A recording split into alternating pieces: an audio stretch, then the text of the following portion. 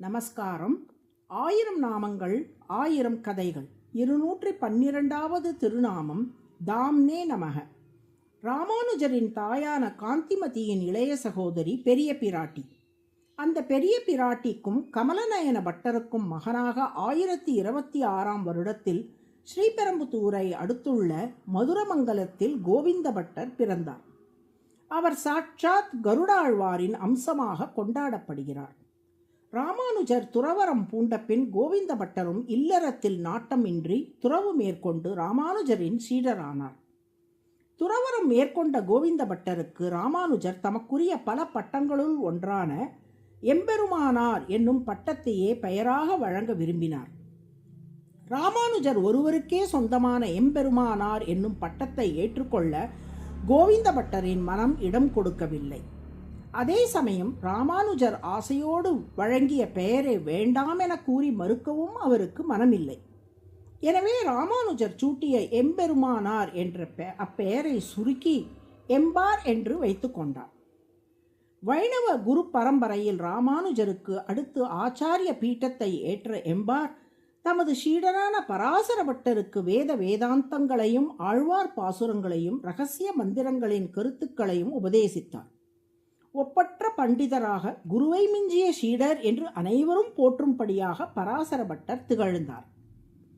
ஒரு நாள் பராசர பட்டர் தமது குருநாதரான எம்பாரிடம், சுவாமி, ராமானுஜர் தங்களுக்கு அளித்த எம்பெருமானார் என்ற திருநாமத்தை விட எம்பார் என்ற திருநாமம் தங்களுக்கு மிகவும் பொருத்தமாகவும் பொருள் பொதிந்ததாகவும் உள்ளதே என்று பணிவுடன் கூறினார். என்ன சொல்லுகிறாய்? எம்பெருமானார் என்பதை சுருக்கி எம்பார் என்று நான் வைத்து கொண்டேன். அதில் என்ன பொருள் கண்டாய் என்று கேட்டார் எம்பார். அதற்கு பட்டர், இறைவனும் குருவும் தமது பக்தர்களுக்கு இளைப்பாறும் இடம் போல் இருக்க வேண்டும் என்று சாஸ்திரங்கள் கூறுகின்றன. அடியார்கள் பலவிதமாக துன்பங்களை கண்டு வாடி நிற்கும் நிலையில் குருவும் இறைவனும் தான் அவர்கள் ஒதுங்கி இளைப்பாறுவதற்கு ஏற்ற புகலிடமாக இருப்பார்கள்.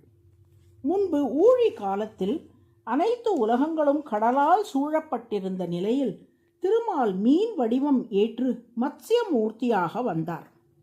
அப்பொழுது பாண்டிய தேசத்தை ஆண்ட சத்தியவிரத மன்னனுக்கும் சப்த ரிஷிகளுக்கும் விதைகளுக்கும் மூலிகைகளுக்கும் வேதங்களுக்கும் புகலிடமாக இருந்து அடைக்கலம் கொடுத்தார் மத்ஸ்யமூர்த்தி. ஊழி காலத்தில் அனைவரும் இளைப்பாறுவதற்கு ஏற்ற புகலிடமாக மத்ஸ்யமூர்த்தி இருந்தாற்போல் எங்கள் குருவான நீங்களும் சீடர்களான நாங்கள் அனைவரும் இளைப்பாறுவதற்குரிய புகலிடமாக உள்ளீர்கள். தமிழ் மொழியில் பார் என்றால் இடமல்லவா? எமக்கெல்லாம் பாராக நீங்கள் இருப்பதால் எம்பார் என்று உங்களது திருப்பெயர் அமைந்துள்ளது. மிகவும் பொருத்தமாக உள்ளதல்லவா என்று சொன்னார் பராசர பட்டர். எம் குருவான எம்பாரே எம்பார் என்னும் இக்கருத்தை ஸ்லோக வடிவிலும் பராசர பட்டர் எழுதினார்.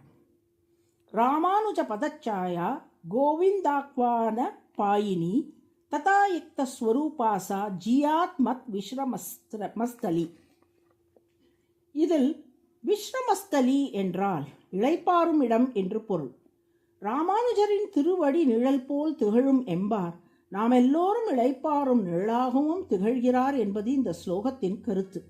இத்தகைய பெருமை பெற்ற எம்பாரின் குலத்தில் தோன்றியவர் தான் சமீபத்தில் வாழ்ந்த பிரபல ஹரிகதை வித்வானான ஸ்ரீ எம்பார் விஜய ராகவாச்சாரியார் சுவாமி.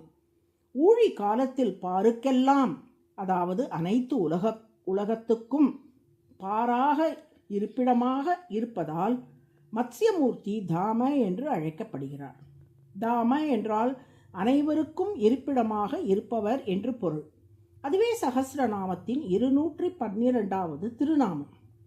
தாம்னே நம என்று தினமும் சொல்லி வரும் அன்பர்களுக்கு திருமால் எப்பொழுதும் புகலிடமாக இருந்து அவர்களை காத்து அருளுவார். நாராயண நாராயண.